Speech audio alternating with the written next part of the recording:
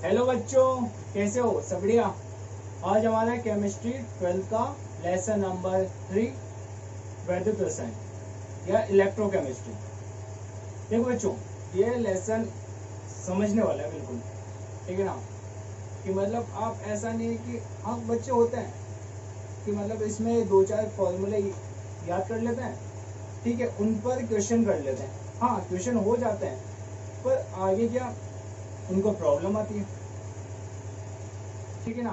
मतलब दो चार क्वेश्चन कर लेंगे वो, बाद में उनको प्रॉब्लम होती है फिर आगे, तो कुछ क्वेश्चन घुमाने वाले हो जाते हैं, तो वहाँ वो स्टॉप हो जाता है, रुक जाते हैं उनकी गाड़ी, ठीक है ना। तो इस लेसन को एक कंसेप्ट बाय कंसेप्ट समझो। इस लेसन में कंसेप्ट बाय कंसेप्ट समझते जाओ इसको, ठीक है ना। कैसे क्या हो रहा है, अगर कंसेप्ट क्लियर हो गया तो आप कोई सा भी क्वेश्चन कर सकते हो इस लेसन में, आपको प्रॉब्लम नहीं होगी, ठीक है ना। पर कंसेप्ट समझो उसको कि कैसे क्या हो रहा है, ठीक है ना, और कैसे बन रहा है। Is that clear? धीरे धीरे चलेंगे और समझेंगे फील के साथ, ठीक है। तो स्टार्ट करते हैं। My name is Rahul Prajapati और आपका मेरा ब्यूटीफुल सा चैनल एडवांस केमिस्ट्री। तो बच्चों, नोट्स बनाओ और लेसन डालो, लेसन थर्ड, ठीक है। विद्युत रसायन। सबसे पहले ये समझते हैं कि वैद्युत रसायन होता क्या है, ठीक है ना। सबसे पहले ये समझते हैं वैद्युत रसायन होता क्या है। बच्चों वैद्युत रसायन क्या होता है?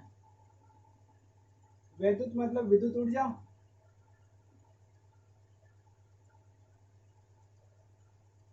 ठीक है। और रसायन मतलब होता है हमारा रासायनिक ऊर्जा,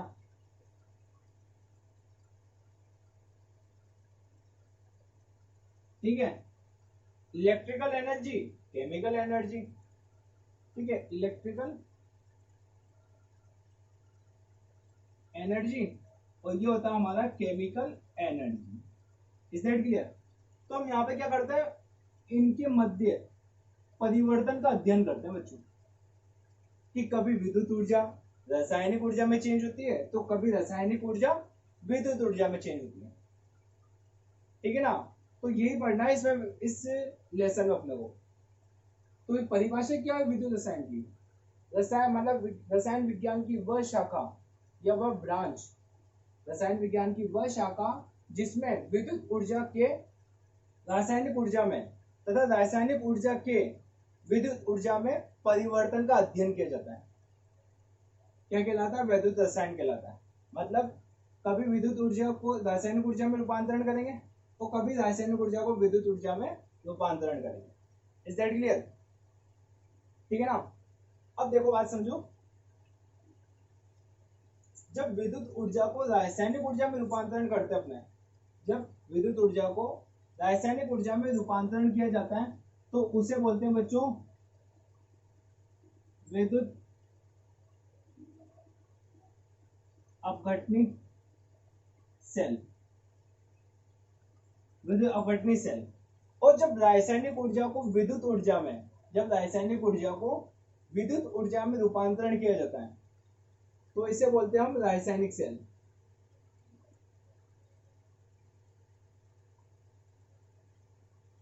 ठीक है ना। यहाँ पे बात करेंगे विद्युत रसायन, तीन भागों में बांटेंगे इनको, ठीक है ना। तीन भागों में कैसे? एक आएगा हमारा विद्युत अपघटनी सेल,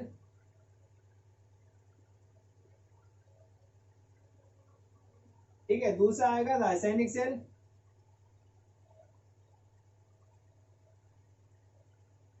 तीसरा पार्ट आएगा चालकता, कि कैसे इनके मध्य धारा प्रवाहित हो रही है, ठीक है। कैसे इनके मध्य धारा प्रवाहित हो रही है उसका अध्ययन करेंगे। विद्युत अपघटनी सेल, रासायनिक सेल, चालकता, ठीक है ना। जिसको बोलते हैं ईसी, ई इलेक्ट्रिकल, ठीक है ना। इसको बोलते हैं सीई, विद्युत ऊर्जा को रासायनिक ऊर्जा में, रासायनिक ऊर्जा को विद्युत ऊर्जा में चेंज करेंगे, ठीक है ना। अब बच्चों बात आती है सेल क्या होता है भाई साहब, ठीक है। सेल क्या होता है? तो बात समझो, सेल एक ऐसी युक्ति है, युक्ति मतलब ऐसा साधन है जिसके द्वारा, जिसकी सहायता से, ठीक है ना, जिसकी सहायता से विद्युत ऊर्जा और रासायनिक ऊर्जा में परिवर्तन का, ठीक है ना, विद्युत ऊर्जा और रासायनिक ऊर्जा में चेंज का अध्ययन किया जाता है, ठीक है ना, मतलब चेंज होती है इसमें। सेल ऐसे होता है कि विद्युत ऊर्जा कभी रासायनिक ऊर्जा में, रासायनिक ऊर्जा कभी विद्युत ऊर्जा में। अब कैसे क्या होती है वो तो आगे पढ़ेंगे धीरे धीरे, ठीक है ना। तो बात समझो कि सेल क्या होता है, विद्युत ऊर्जा और रासायनिक ऊर्जा में चेंज का इसमें प्रोसेस होती है, सेल परिवर्तन होता है, इसमें प्रक्रिया चलती रहती है, ठीक है। तो बात समझे, विद्युत रसायन विद्युत ऊर्जा को रासायनिक ऊर्जा में, रासायनिक ऊर्जा में विद्युत ऊर्जा में चेंज किया जाता है और उसका अध्ययन किया जाता है, विद्युत रसायन कहलाता है। ये शाखा है रसायन विज्ञान की। Is that clear? ठीक है, तो आगे बढ़ते हैं, इसको नोट कर लो।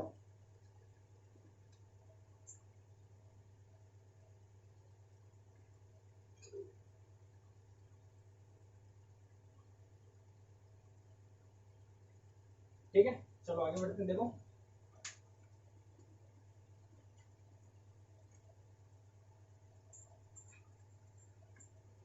बच्चों, यहाँ पर एक प्रयोग हुआ है, ठीक है, किसी ने प्रयोग किया था, वो देखते हैं क्या प्रयोग किया, ठीक है ना। बात समझो, एक मैंने डिब्बा लिया, कंटेनर, डिब्बा कंटेनर लिया, ठीक है ना, इसमें छड़ लगा दी मैंने, छड़, छड़ बोले तो रोड, इलेक्ट्रोड, ठीक है ना, और सॉल्यूशन भर दिया मैंने। कोई छड़ का की है, जिंक की, जिंक की छड़ बोलते हैं इसको, वैसे इसको इलेक्ट्रोड बोलते हैं हम क्या बोलते हैं सर, केमिस्ट्री में इसको इलेक्ट्रोड ही बोलते हैं, ठीक है ना।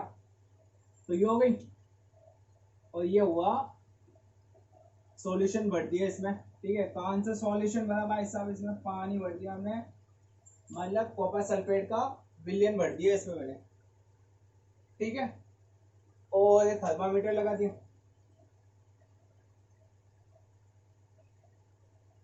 तापमान ज्ञात करने के लिए थर्मामीटर लगाएगा, ठीक है बच्चों, ये प्रोसेस है। अब देखो इसमें क्या परिवर्तन हुआ, ठीक है ना, इसमें क्या क्या परिवर्तन हुआ, बात समझो। फर्स्ट, ठीक है ना, ये प्रोसेस चल रहा है, तो इसमें क्या क्या परिवर्तन है वो देखते हैं। देखो फर्स्ट इसमें हुआ, जिंक की छड़, छड़ का भार कम होने लगा,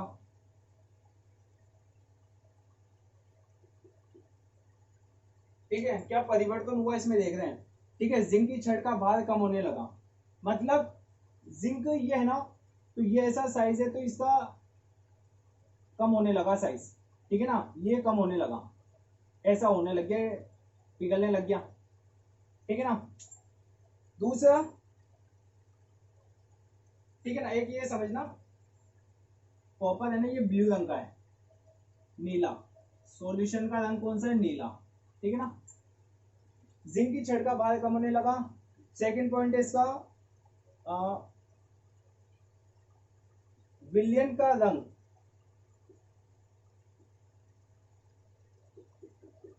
विलयन का रंग जो नीला है,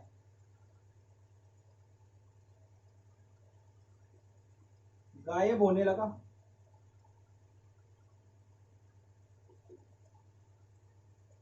विलयन का नीला रंग, ठीक है, गायब होने लगा।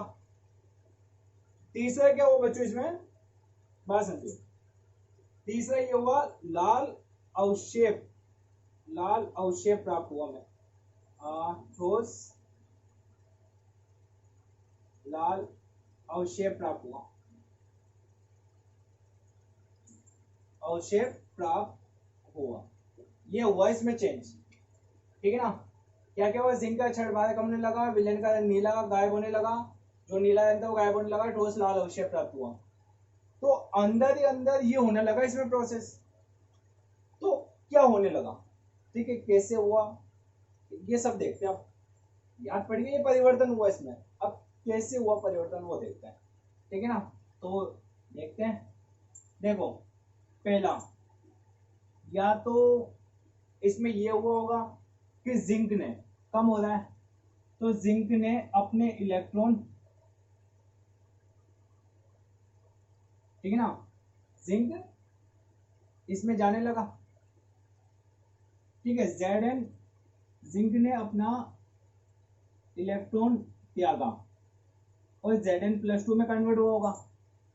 मतलब जिंक की मात्रा में कमी हो रही है ना, उसका ऑक्सीडेशन हो रहा है, मतलब वो कम होता जा रहा है, ठीक है ना। तो उसका ऑक्सीकरण हो रहा है। ऑक्सीकरण जानते हो ना क्या होता है, इलेक्ट्रॉन का निकलना, इलेक्ट्रॉन का निकलना ऑक्सीकरण कहलाता है। पहला पॉइंट तो है जिंक का छड़ बाहर कम होने लगा, मतलब जिंक इसमें मतलब घुलने लगा, सॉल्यूशन में जाने लगा, तो इसकी जिंक छड़ है ना उसकी मात्रा में कमी आने लगी। तो क्या होगा, जिंक ने अपना इलेक्ट्रॉन त्याग दिया होगा, ठीक है ना। दूसरा पॉइंट, विलेन का रंग नीला गायब होने लगा, ठीक है भाई सब देख लो। सॉल्यूशन का नीला रंग बच्चों कॉपर+2 की वजह से होता है। किसकी वजह से होता है नीला रंग, कॉपर+2 की वजह से होता है। अब इसने क्या किया होगा, गायब कैसे हुआ, इसने जो ये जिंक ने इलेक्ट्रॉन त्यागे वो इसने ग्रहण कर लिया 2 इलेक्ट्रॉन, तो चेंज हो गया कॉपर में, जो कौन सा होता है, लाल होता है, ठीक है, सॉलिड अवस्था में होता है, तो ये अवशेप के रूप में हमें प्राप्त होने लगा, ठीक है, ठोस। तो नीला रंग गायब होता है, लाल अवशेप हुआ, तो ये अभिक्रिया हुई, मतलब ये क्या अभिक्रिया हुई, अपचयन हुआ, ठीक है। अब बच्चों बात समझो, टेम्परेचर में वृद्धि होने लगी, मतलब हीट निकलने लगी, इसमें हीट भी रिलीज होने लगी, मतलब ये स्वतः प्रक्रम हुआ, हीट रिलीज होने लगी, मतलब ये स्वतः प्रक्रम हुआ, स्वतः प्रक्रम हुआ, ठीक है ना। हीट निकली, तीसरा पॉइंट बात कर लो, टेम्परेचर में हमने देखा हीट निकलने लगी, तो ये स्वतः प्रक्रम होने लगा, ठीक है। अब बच्चों बात समझो, स्वतः प्रक्रम होने लगा ये। अब देखो, जो ये रेडॉक्स अभिक्रिया हुई ना बच्चों, ये हुई है डायरेक्ट मेथड से, डायरेक्ट मतलब डायरेक्ट, ठीक है, सीधा,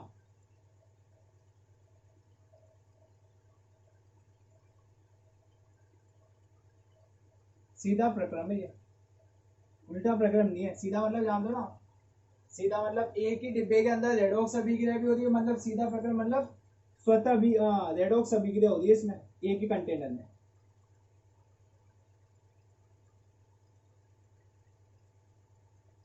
क्या हो रही है, सीधा प्रक्रम है, मतलब रेडॉक्स अभिक्रिया हो रही है एक ही कंटेनर में, इसी कंटेनर में अपचयन भी हो रहा है और इसी कंटेनर में ऑक्सीकरण भी हो रहा है। बट ये मैथ, ये सॉल्यूशन हमारे लिए कुछ भी काम का नहीं हुआ, हमारे लिए फायदे का सौदा नहीं हुआ, ये फायदे का सौदा होता है ना, तो वैसे हमारे लिए फायदे का सौदा नहीं हुआ। क्यों नहीं हुआ, क्योंकि इसमें हीट रिलीज तो हो रही है, पर हमारे काम की क्या है, हमारे काम की नहीं आ रही, तो हीट रिलीज हो रही है, तो हम कैसे उपयोग में लें उसको, हम उसको कैसे उपयोग में लें। तो बच्चों यहीं से हमारे जो भी रासायनिक सेल और वो है ना क्या बोलते हैं अपघटनीय सेल, यहीं से इनका निर्माण हुआ, इसमें चेंज किया इन्होंने, ठीक है ना। ये मतलब जो भी हीट रिलीज हो रही है वो हमारे उपयोग में आ ही नहीं रही, तो क्या मतलब हुआ ऐसे का, तो फिर इन्होंने चेंज किया, इसमें इन्होंने चेंज क्या किया, इस बार इन्होंने सीधा प्रक्रम ना करके टेढ़ा प्रक्रम अपनाया। टेढ़ा मतलब रेडॉक्स अभिक्रिया करवाई बट अलग अलग कंटेनर में, एक कंटेनर में ये क्रिया नहीं करवाई इन्होंने, ठीक है ना। डायरेक्ट मेथड ना करके इनडायरेक्ट मेथड का यूज किया इन्होंने, इज दैट क्लियर, ठीक है ना। डायरेक्ट मेथड का यूज ना करके इनडायरेक्ट, मतलब 2 कंटेनर ले लिया, वो आगे का बताते जाएंगे, टाइम है अभी तो अपने पास, ठीक है। तो ये नोट करो, इसको नोट करना हो, ठीक है। यहीं से ही अपना रासायनिक सेल और गैल्वे वो क्या बोलते हैं अपघटनीय सेल का फॉर्मेशन या फिर इनको समझ आई, इनको आइडिया आया, फिर इन्होंने चेंज करते गए, ठीक है। तो इसको नोट करो, ये सब पढ़ना है आपको आगे, ये मतलब किसने ऑक्सीकरण किया है, किसने अपचयन हुआ, ठीक है, सॉल्यूशन में क्या बना, कैसा रंग गायब हुआ, सब ये इसमें मजा आने वाला है। एक तो है ऑक्सीकरण अपचयन, आपको सबको पता होगा, कंफर्म पता होगा कि इलेक्ट्रॉन त्यागना ऑक्सीकरण कहलाता है, इलेक्ट्रॉन ग्रहण करना अपचयन कहलाता है। ऑक्सीकरण कब बढ़ना, ऑक्सीकरण अंक का बढ़ना, ऑक्सीकरण Zn 0 अवस्था में और यहाँ पर +2 में, तो ऑक्सीकरण संख्या बढ़ रही है, मतलब ऑक्सीडेशन हो रहा है। यहाँ पर कॉपर +2 में 2 इलेक्ट्रॉन दिया, कॉपर 0 में हो गया, मतलब ऑक्सीडेशन नंबर कम हो रहा है। तो ये तो सब पता होना चाहिए आपको, इनकी आवश्यकता पड़ी है रासायनिक सेल का, ठीक है, नोट करो। रासायनिक सेल के बारे में सब कुछ पढ़ेंगे, उसके बाद अपना विद्युत सेल स्टार्ट करेंगे। Is that clear? ठीक है, तो बच्चों बात समझते हैं। रासायनिक सेल, देखो रासायनिक सेल है ना, हमारे जो कोर्स में है, तो रासायनिक सेल में डायरेक्ट इन्होंने दे दिया गैल्वेनिक सेल या डेनियल सेल की, गैल्वेनिक सेल, ठीक है ना, या डेनियल। इसका उदाहरण के द्वारा ही इन्होंने समझा दिया इस सेल को, ठीक है, तो हम भी वैसे पढ़ लेंगे, ठीक है। गैल्वेनिक सेल या डेनियल सेल, बच्चों आप सबको पता है कि मैंने आपको बताया रासायनिक सेल क्या होता है, जहां पर रासायनिक ऊर्जा को विद्युत ऊर्जा में रूपांतरण किया जाता है, मतलब केमिकल रिएक्शन होगी और उनके द्वारा ही अपना विद्युत धारा प्रवाहित होने लगी है, मतलब ऊर्जा अपने को मिलने लगी थी, ठीक है। अब बच्चों बात समझो, देखो इसमें क्या होता है, ये कंटेनर लिया मैंने, ठीक है, मतलब 2 कंटेनर ले लिया, धीरे धीरे समझते जाना बस, कंसेप्ट बाय कंसेप्ट, ठीक है, ठीक है। रोड ले ली इसमें, रोड रोड छड़ छड़, ठीक है, छड़ ले ली, सॉल्यूशन बढ़ दिया, ठीक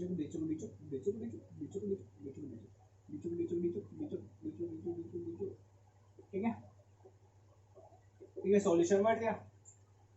इसमें भरा मैंने सॉल्यूशन बच्चों जिंक सल्फेट का, ZnSO4 का सॉल्यूशन भरा, और इसमें भरा मैंने कॉपर सल्फेट का, ठीक है।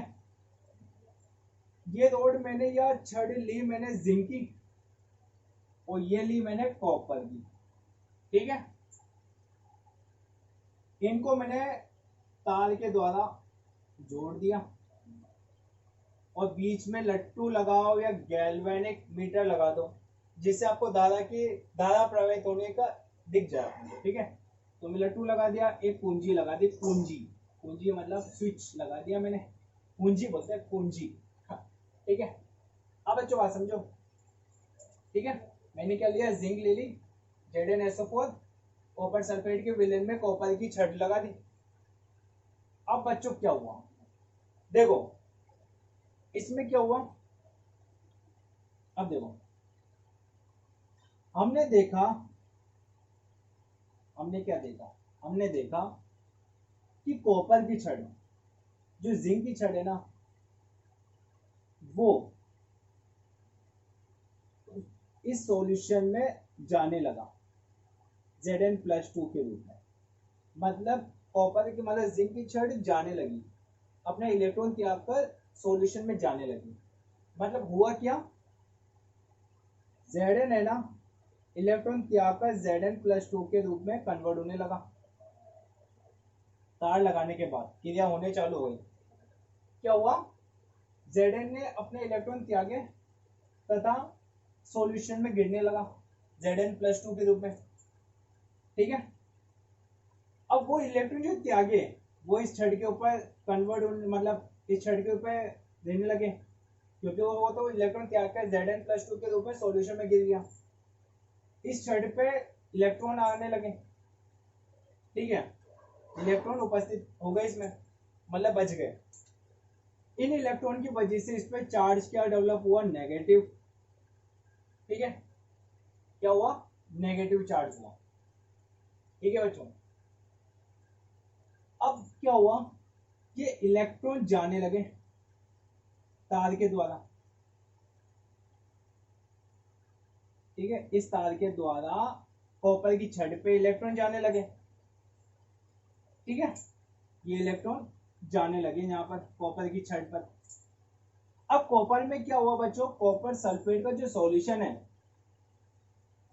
कॉपर प्लस 2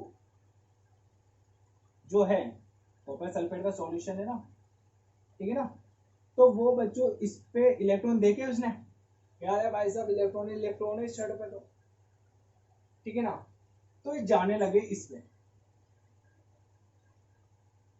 ठीक है, कॉपर प्लस 2 छड़ पे जाने लगा और अपने इलेक्ट्रॉन ग्रहण कर लिए इसमें और यहाँ पर आसपास चिपक गया, ठीक है ना, कॉपर प्लस 2 ने इलेक्ट्रॉन ग्रहण कर लिए, ठीक है, इलेक्ट्रॉन ग्रहण करके इलेक्ट्रॉन इलेक्ट्रॉन हो गए ना इसमें, तो इलेक्ट्रॉन ग्रहण करके कॉपर प्लस 2 के रूप में इसमें अवशोषित होने लगा इसके आसपास, ठीक है ना, मतलब ये डिस्चार्ज होने लगे, मतलब कॉपर प्लस 2 के रूप में यहाँ पर है ना इलेक्ट्रॉन ग्रहण करके इलेक्ट्रोड पे जमने लगे, मतलब ठीक है ना, बात समझे, यहाँ से जिंक ने इलेक्ट्रॉन त्यागे और Za+2 के रूप में सॉल्यूशन में आ गया, इलेक्ट्रॉन छड़ पर मतलब अवशोषित हो गए, बच गए वहां पर, तो तार के द्वारा द्वारा द्वारा ऊपर गए और छड़ के कॉपर की छड़ पे आ गए। अब यहाँ पर कॉपर सॉल्यूशन है, कॉपर प्लस 2 के रूप में पाया जाता है सॉल्यूशन में, तो उसने इलेक्ट्रॉन देके और उसके पास चल गया, अब इसको इलेक्ट्रॉन की आवश्यकता है तो इसने इलेक्ट्रॉन ग्रहण कर लिया, ठीक है ना, वो कॉपर के रूप में अवशोषित होने लगा यहाँ पर, ठीक है ना, कॉपर के रूप में अवशोषित होने लगा, ठीक है। अब आगे देखो कोई रिएक्शन क्या हो यहाँ पर, कॉपर प्लस 2 ने 2 इलेक्ट्रॉन ग्रहण करे और कॉपर के रूप में स्थापित हो गया, ठीक है। अब यहाँ नेगेटिव है तो यहाँ पर इसको मैंने बोल दिया पॉजिटिव मान लिया, यहाँ नेगेटिव तो इसके कंपेयर मैंने इसको पॉजिटिव मान लिया, ठीक है बच्चों, ये हो गया सॉलिड स्टेट में, ये हो गया एक्वस स्टेट में, ये एक्वस है, एक्वस मतलब जल में था, 2 इलेक्ट्रॉन ग्रहण करे और सॉलिड में कन्वर्ट हुआ, यहां तक समझ में आया। अब बच्चों बात समझो, ये दोनों हाफ सेल कहलाती है, अर्ध सेल अभिक्रिया कहलाती है, टोटल दोनों का देखोगे तो नेट मतलब फुल अभिक्रिया होगी, संपूर्ण अभिक्रिया, पर ये अभी हाफ सेल कहलाती है, ठीक है। तो हाफ सेल क्या होता है बच्चों, हाफ सेल ये तो समझ गए ना, इसका ऑक्सीकरण हो रहा है, इसका अपचयन हो रहा है, ठीक है ना, तो हम इसको बोलते हैं ऑक्सीकरण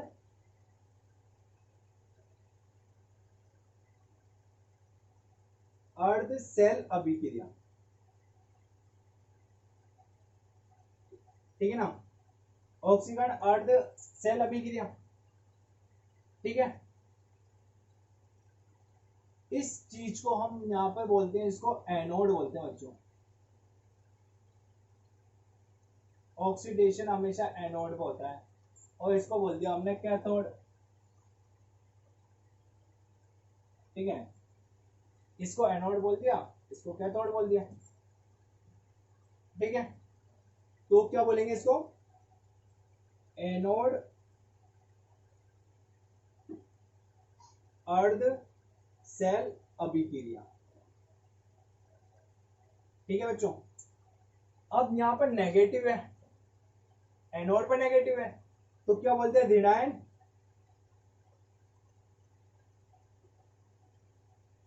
अर्ध, अर्ध आधा आधा, ठीक है, लिखने में थोड़ा ये अर्ध सेल अभिक्रिया, ठीक है बच्चों। अब ये लेफ्ट साइड में, एनोड हमेशा लेफ्ट साइड में होगा, ये ध्यान रखना, तो इसको बोल दिया मैंने लेफ्ट अर्ध सेल अभिक्रिया, ठीक है। सेम इसका ऑपोजिट यहां लिख दो, ऑक्सीकरण और इसमें यहाँ क्या होता है, अपचयन होता है, तो अपचयन अर्ध सेल अभिक्रिया, ठीक है। ये हो रहा है तो कैथोड पे हो रहा है, कैथोड अर्ध सेल अभिक्रिया, ठीक है। ऋणायन है ये धनायन अर्ध सेल अभिक्रिया, और ये है तो राइट अर्ध सेल अभिक्रिया, अभिक्रिया, ठीक है, सेल अभिक्रिया, ऑक्सीजन और सेल अभिक्रिया एनोड पर है, ठीक है, ऋणायन है, ये हो गया लेफ्ट साइड में। इसको याद करने का तरीका बच्चों एक याद रखना, लॉन, LOAN, ठीक है, लोन, लोन मतलब लेफ्ट साइड में ऑक्सीडेशन एनोड पर और नेगेटिव साइन है, लेफ्ट साइड में, ठीक है, ऑक्सीडेशन हो रहा है एनोड पर और नेगेटिव साइन आ रहा है, लेफ्ट साइड है, ठीक है, ऑक्सीडेशन हो रहा है कहां पर, एनोड पर, नेगेटिव है, ठीक है ना।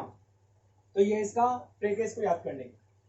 अब बच्चों बात समझो, अब इलेक्ट्रॉन जैसे जैसे जिंक की छड़ से तार के द्वारा कॉपर पे आ रहा है, ठीक है ना, तो इस डायरेक्शन में जा रहा है इलेक्ट्रॉन, और धारा की दिशा कहां पर होगी बच्चों, धारा उल्टी आई, धारा आपके फिजिक्स वाले टीचर ने बताया होगा कि इलेक्ट्रॉन के गमन की विपरीत दिशा में धारा की दिशा होती है, मतलब इलेक्ट्रॉन जिस दिशा में जा रहा है उसकी उल्टी दिशा में धारा प्रवाहित होती है, ठीक है ना, मतलब इलेक्ट्रॉन एनोड से कैथोड पे जा रहा है तो धारा कैथोड से एनोड पे जाती है, तो फिजिक्स वाले सर ने बताया होगा, नहीं बताया तो पूछ लो उनसे, ठीक है। तो ये चीज हो रहा है इसमें बच्चों, ठीक है। अब नेट सेल अभिक्रिया क्या होती है इसमें, वो भी देख लेते हैं। नेट सेल अभिक्रिया बच्चों इसमें होती है नेट अभिक्रिया, देखो नेट अभिक्रिया क्या होगी, दो इलेक्ट्रॉन से दो इलेक्ट्रॉन कैंसिल हो जाएंगे, चलो यहाँ लिख लेते हैं यार, नेट अभिक्रिया पता लग गया ना, नेट अभिक्रिया देखो यार, ठीक है ना, एक तो क्या है Zn है एनोड पर, Zn है ना, जिंक टूटा Zn+2 में और दो इलेक्ट्रॉन रिलीज किए, और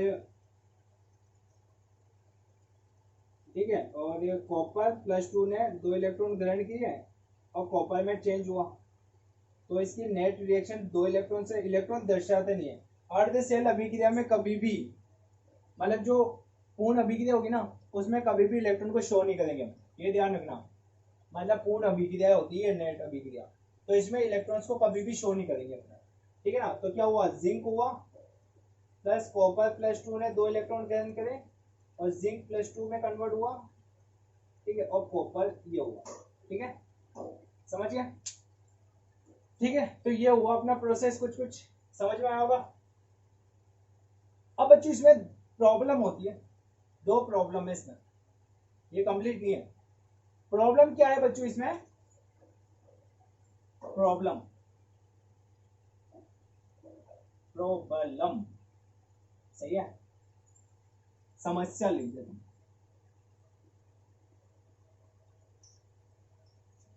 समस्या, ठीक है।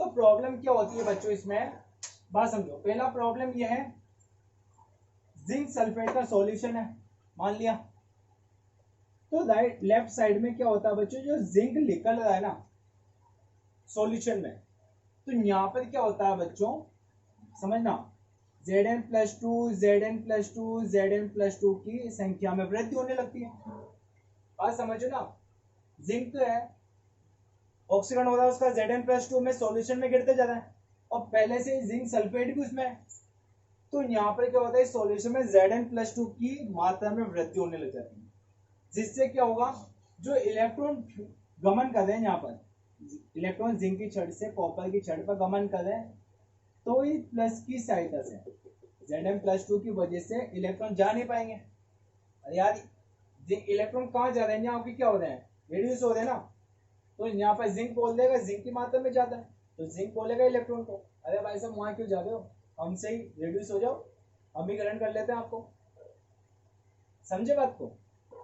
तो ये Zn+2 इन इलेक्ट्रॉन को आकर्षित कर लेगा अपनी तरफ, तो ये गमन नहीं कर पाएंगे यहाँ पर, समझ रहे हो ना, यहाँ पर ये गमन नहीं कर पाएंगे, ठीक है। इलेक्ट्रॉन को Zn+2 आकर्षित कर लेगा तथा इस छड़ के से इनको गमन करने नहीं देगा। तो फर्स्ट समस्या क्या प्रॉब्लम हुई अपनी, कि लेफ्ट साइड में, लेफ्ट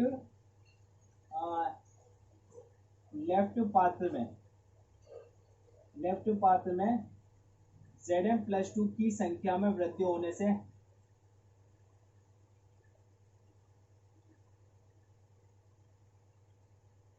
होने से वे इलेक्ट्रॉन की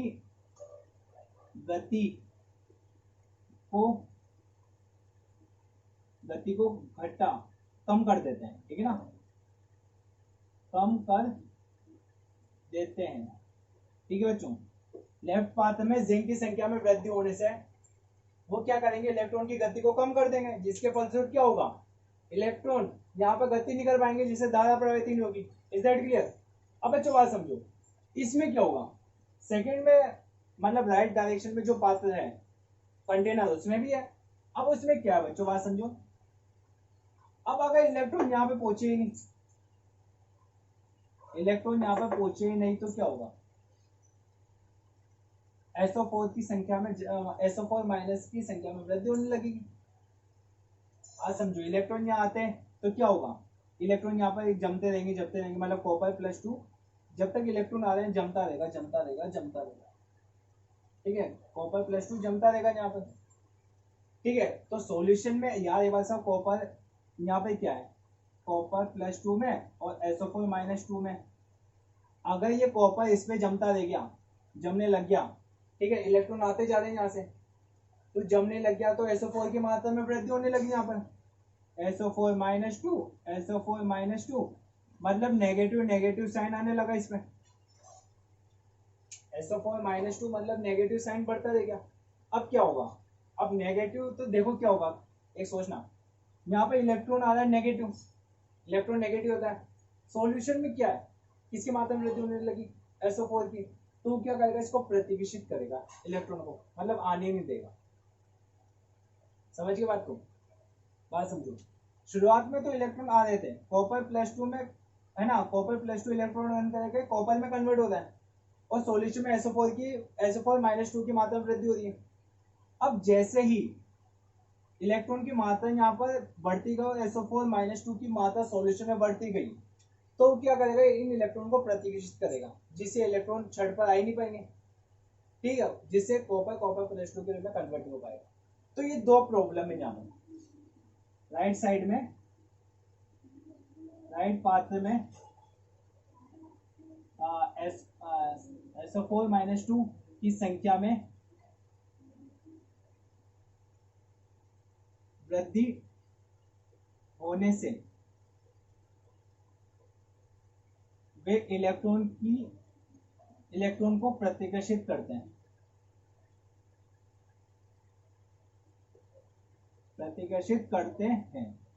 ठीक है ना, इलेक्ट्रॉन को प्रतिकर्षित करते हैं, जिससे धारा की दिशा भी यहाँ पर प्रभावित होगी, क्योंकि कॉपर हो ही नहीं रहा, इलेक्ट्रॉन कन्वर्ट ही नहीं हो रहे, मतलब कॉपर +2 मतलब कॉपर +2 है ना, कॉपर में कन्वर्ट ही नहीं हो रहा, रिएक्शन हो ही नहीं रही, तो धारा की मात्रा में तो चेंज होगा, परिवर्तन आने लगा। समझे बात को? ठीक है, यहाँ तक समझ में आया? कॉपर की छड़ थी जो Zn+2 के रूप में ऑक्सीडेशन होने लगा, उसका ऑक्सीकरण, ठीक है, इलेक्ट्रॉन छड़ पर अवशोषित होने लगे, इलेक्ट्रॉन की छड़ तार के द्वारा कॉपर की छड़ पर पहुंचे, यहाँ पर कॉपर सॉल्यूशन का कॉपर सल्फेट का है, जिसमें कॉपर +2 अवस्था में होता है, वो इलेक्ट्रॉन को देखा, आकर्षित हो गया, कॉपर के रूप में जमने लगा, मतलब इसकी मात्रा में वृद्धि होने लगी छड़ की, और इस छड़ की मात्रा में कमी होने लगी। ठीक है, तो ये अर्ध सेल अभिक्रिया लिख लिया हमने। ठीक है, यहाँ तक समझ में आ गया, एनोड रिएक्शन प्रॉब्लम ये आती है, समस्या। ठीक है, यहाँ तक समझ में आया? अब इस प्रॉब्लम को सॉल्व कैसे करें, ये कंफ्यूज, तो लिखते हैं, इसका भी आंसर लिखते हैं। ठीक है, इसको नोट कर लो।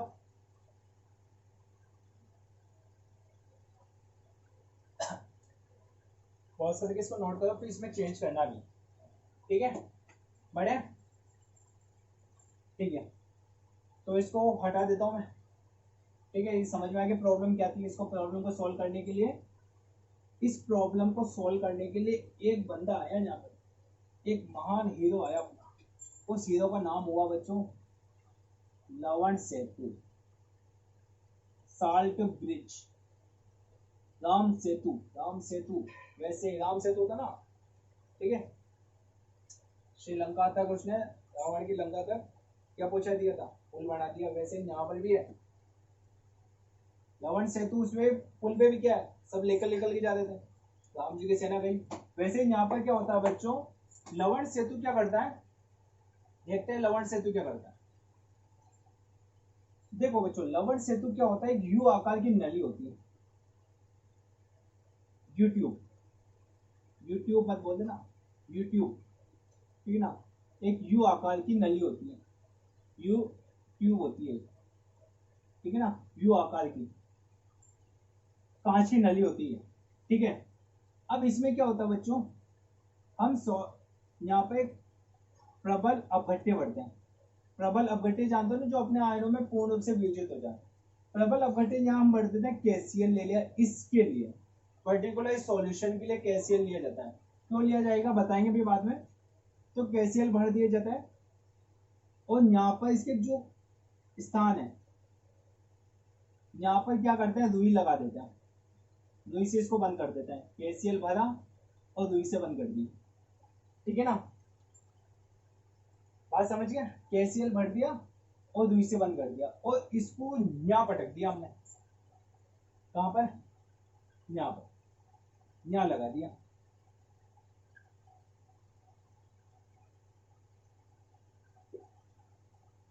ठीक है।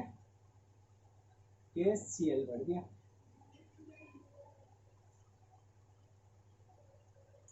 ठीक है, केसीएल भर दिया। अब बच्चों इसका काम क्या होता है, देखो केसीएल क्या करता है, मान लो बच्चों लवण सेतु क्या करता है, लवण सेतु का कार्य देखो, लवण सेतु क्या करता है, इस प्रॉब्लम को सॉल्व कर देता है वो, ठीक है। लवण सेतु इस प्रॉब्लम को सॉल्व कर देता है, कैसे करता है, बात समझो। देखो लवण सेतु यहाँ क्या करता है बच्चों, केसीएल होता है ना, यहाँ पर एक तो ये पहला कार्य तो इसका होता है,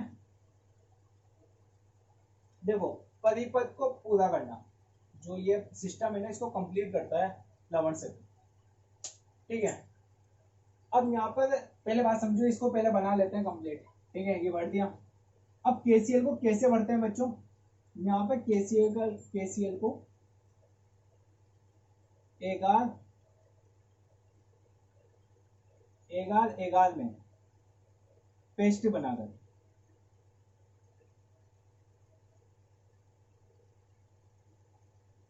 एगार एगार में पेस्ट बनाकर इसको तैयार किया जाता है, ठीक है। एगार एगार क्या होता है, एगार एगार बच्चों सर्च करोगे तो एगार एगार पाउडर जैसा होता है, जहां पर हम केसीएल को उसमें घोल कर पेस्ट बना लेते हैं, जिसमें क्या होता है, इलेक्ट्रॉन गमन करने लग जाते हैं इजीली। उस पेस्ट को एगार एगार में भरकर केसीएल को इसमें डाल दिया और रुई लगा दी। क्या करा मैंने, एगार एगार में केसीएल के मतलब विलियन को प्रबल विद्युत अपघट्य को डाल दिया, पेस्ट बना लिया, ठीक है, और यहाँ पर इसमें डाल दिया यू ट्यूब में, और यहाँ पर रुई लगा दी। अब इसको उठा के जस्ट मैंने इन दोनों पे रख दिया, ठीक है ना, इन दोनों में परिपथ को पूर्ण कर दिया। मतलब ये क्या करेगा, ये दोनों को एक सेतु के रूप में जोड़ देगा, दोनों कंटेनर को, जिसमें क्या होगा, पात्र में जा सकते हैं, सॉल्यूशन गमन कर सकता है इस मतलब इसके द्वारा सॉल्यूशन भी गमन करेगा। अब कैसे करेगा सब बताएंगे धीरे धीरे। तो बच्चों बात समझिए यहाँ तक। लवण सेतु क्या होता है, लवण सेतु यू आकार की ट्यूब होती है कांच की, जिसमें हम प्रबल विद्युत अपघट्य केसीएल ले लो, ठीक है, या फिर मैं बात करूँ K2SO4 ले लो, ठीक है ना, प्रबल विद्युत अपघट्य होते हैं, मतलब आयनों में पूर्ण रूप से वियोजित हो जाते हैं। अब बच्चों एगार एगार में पेस्ट बनाकर इसमें भर दिया और रुई लगा दी, इसको उठा के यहाँ रख दिया। अब इसके कार्य क्या होते हैं वो देखते हैं, इसको हटा दो, काम हो गया कंप्लीट, ठीक है, ठीक है। देखो बच्चों इसका कार्य क्या होता है बच्चों, कार्य लवण सेतु का,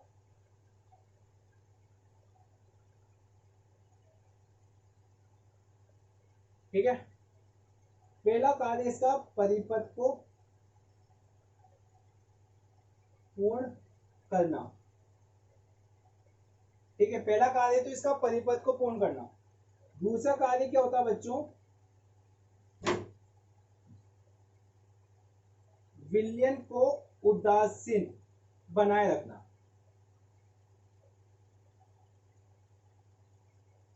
बनाए रखना, ठीक है ना, उदासीन बनाए रखना। मतलब कैसे उदासीन बनाए रखना, कैसे बनाएगा बात समझो, ये तो समझ में आ गया आपको, ठीक है ना। यहाँ पे केसीएल जो लेते हैं ना विद्युत वो अक्रिय होता है बच्चों। अक्रिय क्या होगा ये सब बताएंगे। अब बच्चों बात समझो, विलयन को उदासीन बनाए कैसे रखता है। देखो यहाँ पर केसीएल होता है ना, केसीएल काय में टूटता है, के प्लस और सीएल माइनस में, ठीक है। अब ये जो केसीएल क्या होता है यहाँ पर कन्वर्ट होगा, यहाँ पर लगा दिया अपने ने। अब यहाँ पे क्या होता है, किसकी मात्रा में वृद्धि होती है, Zn+2 की। अब वहां पर Cl आ जाता है, तो यहाँ पे क्या होता है, ये Zn Cl के रूप में कन्वर्ट होने लग जाता है, ठीक है ना। मतलब यहाँ पर उदासीन बनाए रखता है इसको, प्लस है और Cl माइनस में होता है, दोनों कन्वर्ट होकर उदासीन बन गए सॉल्यूशन। यहाँ पे K प्लस है और यहाँ पे माइनस है, तो ये भी कन्वर्ट होकर सॉल्यूशन को उदासीन बनाए रखते हैं। बात समझ गए, ठीक है। मतलब विलयन को उदासीन बनाए रखते हैं। यहाँ पर K प्लस और Cl माइनस है, ठीक है। K प्लस क्या, ठीक है ना, K प्लस और Cl माइनस। बात समझो, अब ये समझ के बाद को विलयन को उदासीन बनाए रखता है कैसे। एक KCl होता है ना, वो K प्लस और Cl माइनस के रूप में उपस्थित होता है। वो क्या करता है, जो K प्लस होता है ना यहाँ पर, यहाँ तो K प्लस होता है ना, वो इस सॉल्यूशन में जाएगा और माइनस को कम कर देगा, मतलब दोनों कन्वर्ट हो जाएंगे, उदासीन बना देगा। प्लस भी आएगा माइनस भी देगा तो उदासीन बना देगा, ठीक है। और यहाँ पर Cl माइनस जिंक+2 के रूप में, और Cl माइनस आ जाएगा तो वो मतलब उदासीन बन जाएगा। पॉजिटिव भी नेगेटिव तो उदासीन बन गया। Is that clear. तो जिससे क्या विलयन उदासीन बना देता है, फिर प्रॉब्लम नहीं आती, ठीक है। दूसरा पॉइंट है, तीसरा पॉइंट आता है बच्चों, विलयन के इलेक्ट्रॉन विभव को कम करता है। विलयन के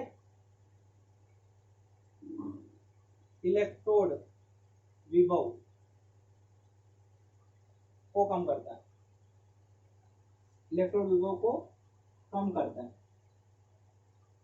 इलेक्ट्रो पोटेंशियल या इलेक्ट्रो विभव को कम करता है, ठीक है। तो ये तीन कार्य करता ही है। पहला समझ में आ गया, परिपथ पूर्ण हो गया। दूसरा समझ में आ गया कैसे होता है, उदासीन बना रहता है। अब बच्चों बात समझो, अक्रिय क्यों है ये समझाऊंगा अभी थोड़ी देर में। अक्रिय क्यों लिया मैंने, अक्रिय मतलब क्या है, अक्रिय तो ठीक है क्रिया नहीं करेगा, आप जानते हो केसीएल आराम से क्रिया करता है, ठीक है। जिंक से क्रिया नहीं करेगा क्या, केसीएल ले लो, के प्लस सीएल माइनस, के सॉरी केसीएल होता है, के प्लस और सीएल माइनस के रूप में कन्वर्ट होता है।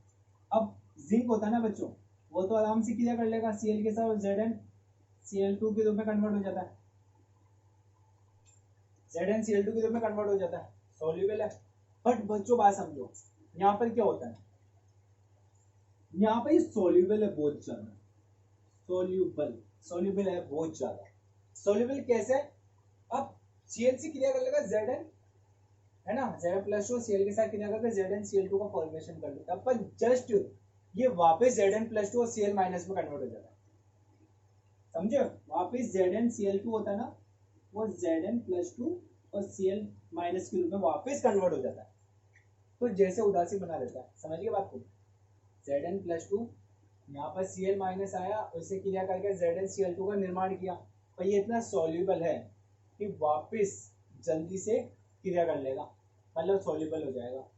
Zn+2 और Cl-2 Cl माइनस के रूप में कन्वर्ट हो जाएगा, मतलब सॉल्यूशन उदासीन बना देगा, ठीक है। बात समझे। अक्रिय इसलिए लेते हैं बच्चों कि कहीं रिएक्शन नहीं कर लेगी, इससे इलेक्ट्रोड से रिएक्शन कर लेगी तो हमारी समस्या पहले इतनी है, वो समस्या में लग जाएगी, ठीक है। KCl सॉल्यूशन से क्रिया नहीं कर ले, मतलब पीपीटी होती है ना, मतलब अवक्षेप, ठोस अवक्षेप का निर्माण होता है, वो नहीं हो जाए, ये तो फिर हमारे सॉल्यूशन ही कम हो जाएगा। या फिर अगर इसे क्रिया कर ले, अगर ये सॉल्युबल ना हो ऐसा, मतलब वापस अपने आयनों में नहीं टूटे, तो वैसे ही इसकी मात्रा में वृद्धि होने लग जाएगी वापस, ठीक है। जिंक की मात्रा वो बनती रहेगी और बनती रहेगी, ठीक है ना। तो बात समझी ना। अब बच्चों बात समझो, ठीक है, ये तो समझ में आ गया। अब बात समझो, यहाँ पर पर्टिकुलर इस सेल के लिए KCl का यूज किया जाता है, पर्टिकुलर इस चीज के लिए KCl का यूज करेंगे। अगर मैं वही बात कर दूं, आप सोचो कि K2SO4 क्यों ना, क्यों नहीं करूं मैं K2SO4, बात समझो क्यों। K+2 हो गया, K प्लस, और ये हो गया SO4 माइनस 2, ठीक है, K प्लस और SO4 माइनस। अब क्या करता है बच्चों, SO4 माइनस 2 क्या करेगा, SO4 माइनस 2 क्या करेगा बताओ, SO4 - 2 क्या करेगा, यहाँ जाएगा, Zn+2 के साथ क्या करेगा, जिंक सल्फेट का फॉर्मेशन करेगा। सॉल्यूशन की मात्रा में वृद्धि होने लगी, और सॉल्यूशन की मात्रा में वृद्धि होने लगी तो वापस जिंक प्लस की मात्रा में वृद्धि होने लगी। यहाँ प्रॉब्लम क्या आ रही थी, एक तो Zn+2 के रूप में कन्वर्ट हो रहा है यहाँ पर सॉल्यूशन में, और सॉल्यूशन में ही जिंक सल्फेट का सॉल्यूशन है, तो Zn+2 और भी है, तो ये प्रॉब्लम आ रही थी, ये तो और बढ़ा देगा। समझे ना बात को, ये और बढ़ा देगा। इसलिए हम पर्टिकुलर इस सेल के लिए KCl का यूज करते हैं। समझ में आया, ठीक है। अब आगे बढ़ते हैं, यहां तक समझ में आया। अब विलयन के इलेक्ट्रोड विभव को कम करता है, परिपूर्ण हो गया, विलयन को उदासीन बनाए रखता है, कैसे बनाए रखता है समझ में आ गया, ये बता दिया। विलयन के इलेक्ट्रोड विभव को कम करता है, विलयन के इलेक्ट्रोड विभव को कम कैसे करते हैं बात समझिए। किसको बताऊं, ये नोट कर लो एक बार, तो लिखते आगे, नोट कर लिया, बढ़े आगे, चलो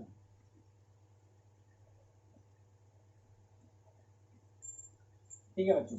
अब देखो कैसे करता है, देखो ये रिएक्शन तो हो रही है ऐसा।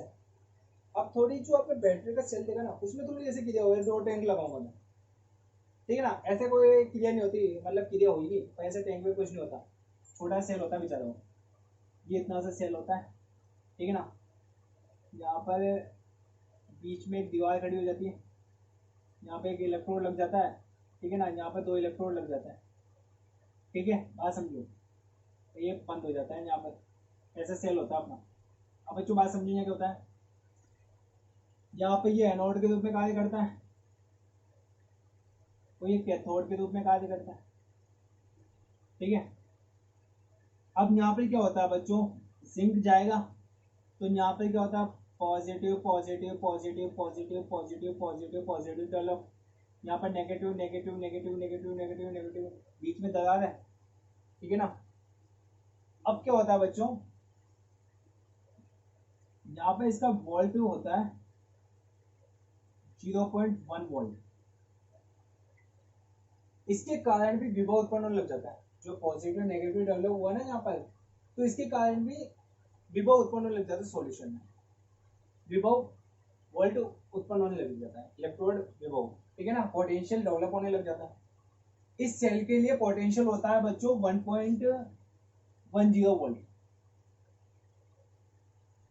इस सेल के लिए कितना होता है 1.1 वोल्ट, या 1.10 वोल्ट लिखो, इतना वोल्ट आता ही है, एक सेल इतना वोल्टेज देता है, इसका होता है जिंक कॉपर का होता है।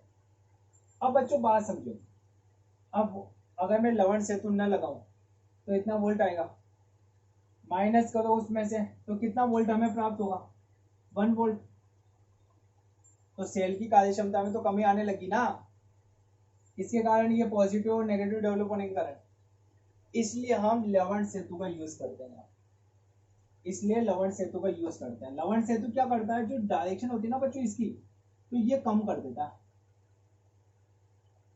इसकी कम कर दी, ये लो इतनी से रख देता है, मतलब 0.001 वोल्ट रख देता है, तो कोई फर्क ही नहीं पड़ेगा। लवण सेतु क्या करता है, इसके जो इलेक्ट्रोड विभव उत्पन्न हुआ ना, तो उसको कम कर देता है, कितना 0.001, तो कोई मतलब नहीं रहता, उतना ही प्राप्त होता है, तो हमें सेल ज्यादा से ज्यादा मात्रा में प्राप्त होता है, उसकी ऊर्जा प्राप्त होती है।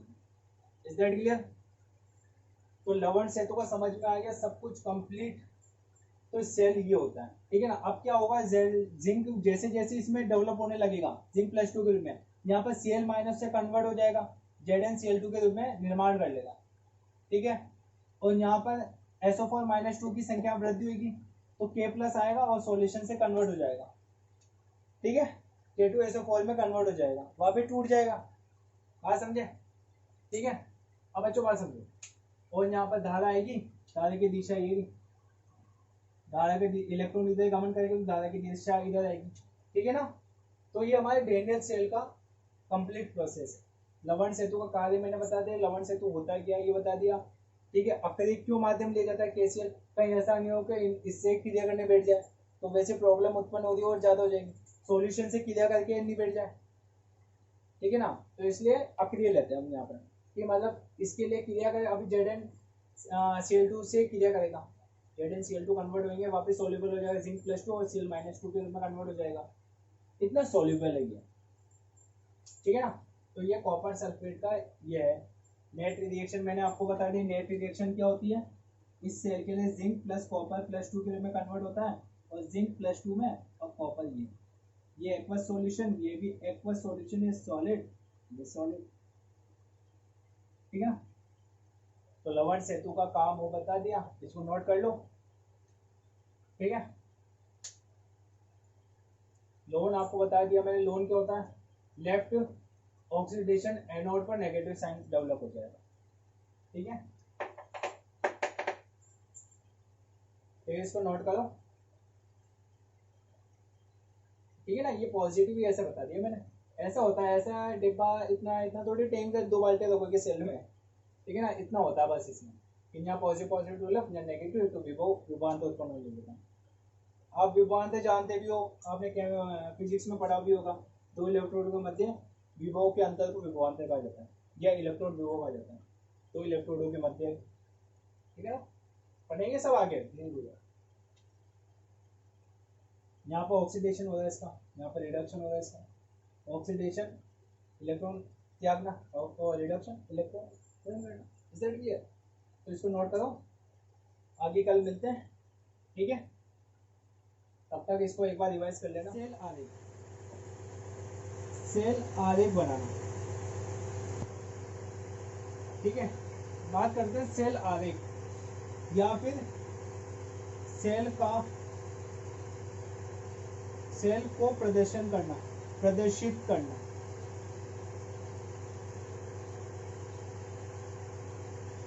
ठीक है। सेल आरेख है, सेल को प्रदर्शित करना मतलब जो सेल बनाया है डेनियल सेल, इसको प्रदर्शित कैसे करोगे आप समीकरण के द्वारा, वो देखते हैं अपने। ऐसे थोड़ी कि हाँ आपको विधि बता दी है, बनावट कैसे होती है वो बता दिया, समझा दिया, पर कोई सेल रिएक्शन दे दी उसको कैसे डिफाइन करोगे, सेल के मतलब सेल रिएक्शन दे उसको सेल के रूप में कैसे प्रेजेंट करोगे, हाँ देखते पता लग जाए कि ये चीज़ें हो रही है इसमें, ठीक है ना, वो देखते अपने। देखो बच्चों, यहाँ पे क्या होता है, सेल में सबसे पहले 2 लाइन लगाई जाती है, इस लाइन को बोलते हैं लवण सेतु। क्या बोलते हैं बच्चों, लवण सेतु। लवण सेतु के इस साइड में लेफ्ट डायरेक्शन में हम लिखते हैं बच्चों, लेफ्ट में हम लिखते हैं एनोड की अभिक्रिया, और इस डायरेक्शन में हम लिखते हैं कैथोड, फिर इसको बोलते हैं राइट, ठीक है।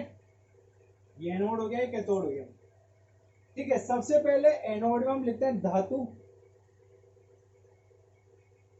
ठीक है, फिर एक लाइन, फिर धातु आयन, ठीक है, और कोष्टक में उसकी सांद्रता लिखते हैं बच्चों, कितनी मात्रा, ठीक है ना, सांद्रता, ठीक है ना। इस एनोड में धातु आयन। अब कैथोड में बात करते हैं, कैथोड में सबसे पहले लवण सेतु के बाद क्या आता है, धातु आयन, कोष्टक में उसकी सांद्रता, ठीक है ना, फिर एक लाइन खींचो और फिर धातु, ठीक है बच्चों। ये होता है हमारा, ये एनोड हो गया और ये कैथोड हो गया। सेल रिएक्शन में कैसे डिफाइन करते हैं बच्चों, इसमें लिखते हैं हम इसको, जैसे मेटल हो गया, ठीक है ना, इस साइड का पेन लिखा रहा हूं, मेटल हो गया तो एम काय में कन्वर्ट होगा, एम प्लस एन में कन्वर्ट हो रहा है। What is this N, N कितनी भी संख्या हो सकती है, उसकी सांद्रता हमने लिख दी एन मोल। बीच में लवण सेतु लगाया, इधर की साइड में क्या लिखोगे, एम, बीच में उसकी सांद्रता, और फिर लिख दिया एन। धातु धातु दोनों ही है, ठीक है ना। धातु भी इसकी जगह एक्स लिख दो, अब आप कंफ्यूज हो जाओगे तो 2 धातु अलग अलग, ठीक है। जैसे हम लेते हैं डेनियल सेल की, डेनियल सेल का सेल आरेख, डेनियल सेल का सेल आरेख, ठीक है, डेनियल सेल का सेल आरेख बताओ। देखो डेनियल सेल का सेल आरेख कैसा होता है बच्चों, समीकरण क्या थी, समीकरण ये थी हमारे पास Zn है ना, कॉपर +2 था, ये कन्वर्ट हुआ जिंक +2 में और कॉपर में, ठीक है। तो अब देखो धातु क्या है इसमें, पहले जिंक का बात करेंगे, इधर जिंक एनोड पर रिएक्शन क्या क्या हुई थी, याद है, एनोड पर रिएक्शन क्या क्या हुई थी, पता तो है ना,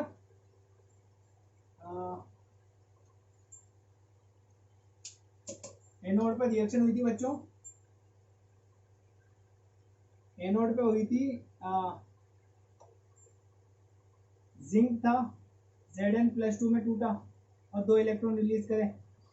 कैथोड में क्या रिएक्शन हुई, कॉपर ने वो 2 इलेक्ट्रॉन ग्रहण करे और कॉपर में कन्वर्ट हुआ, ठीक है, 2 इलेक्ट्रॉन, ठीक है।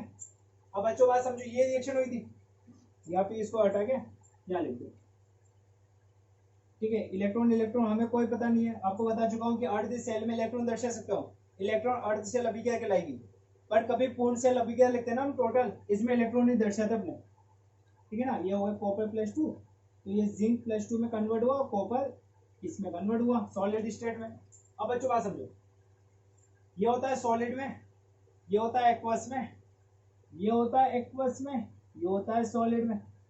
लिखो जिंक है, काय में चेंज हुआ, Zn+2 में, लवण सेतु लगा दिया, कदम और सांद्रता लिख दी हमने 1 मोल, एक ही ली थी हमने, जिंक का 1 मोल लिया था, ठीक है, Zn सल्फेट का 1 ही मोल लिया था हमने। और धातु आयन इसमें क्या लिखोगे, कॉपर +2 1 मोल, और ये कॉपर, ये सॉलिड, ये एक्वस, ये एक्वस, ये सॉलिड, ठीक है ना। तो ये होता है हमारा सेल आरेख। यहां से पता चल रहा है कि एनोड, ठीक है ना, ये एनोड है, ये एनोड, ठीक है, और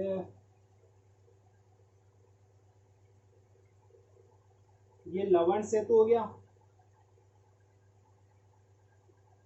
ये कैथोड है,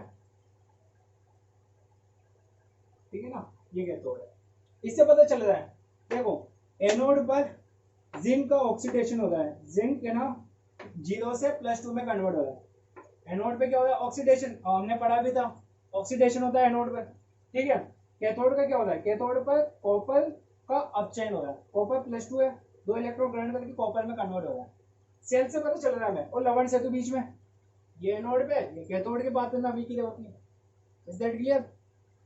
तो हमारा सेल आरेख होता है कि बीच में लवण सेतु लेते हैं, लवण सेतु पे लेफ्ट साइड में एनोड पर धातु, फिर लाइन, फिर धातु आयन, ठीक है।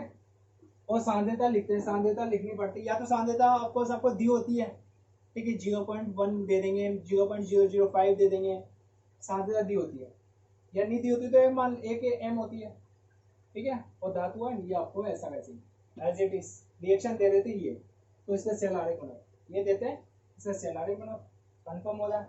यहाँ पर जिंक है, इसका ऑक्सीडेशन हो रहा है, कॉपर का क्या हो रहा है, रिडक्शन हो रहा है, इस टोटल अभिक्रिया को रेडॉक्स अभिक्रिया बोलते हैं, ठीक है। ये डेनियल सेल का, तो इसको नोट करो। तो इस सेल आरेख है, निरूपण मतलब सेल आरेख कैसे डिफाइन करते हैं ये सब, ठीक है। सॉलिड अवस्था में और धातु आयन, अगर आयन है, धातु आयन मतलब एक्वस सॉल्यूशन में, ठीक है, एक्वस में, एक्वस मीडियम, ठीक है।